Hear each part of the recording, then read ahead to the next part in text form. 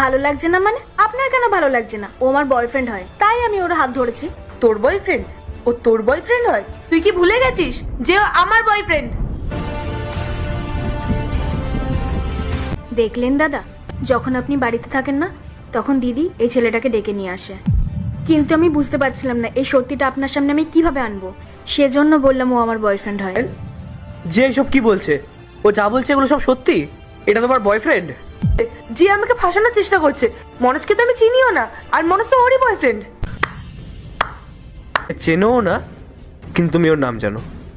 না মানে ব্যাস পায়েল, অনেকক্ষণ ধরে তোমার এই মিথ্যা নাটকগুলো আমি সহ্য করছি।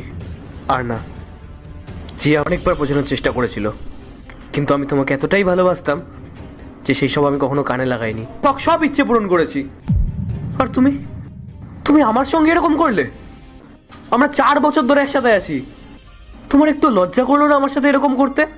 কতদিন ধরে চলছে তোদের মধ্যে এইসব? 2 বছর ধরে। 2 বছর? কি বোকা আমি! তুমি 2 বছর ধরে আমাকে চিট করে যাচ্ছ? আমাকে ক্ষমা করে দাও না রাহুল, প্লিজ। ক্ষমা? তোমার এখনো ক্ষমা চাওয়ার মুখ আছে পায়েল? আর তুই নিয়ে যা ওকে। না না, ওর সাথে কে থাকবে? আমি কাউকে আমার সাথে রাখতে পারবো না। তোমার বয়ফ্রেন্ড তো পালিয়ে গেল, এবার তুমি এখান থেকে মানে মানে বেরিয়ে যাও।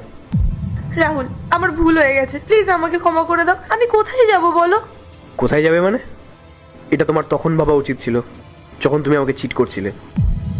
বেরিয়ে যাও এখান থেকে। Rahul, get out!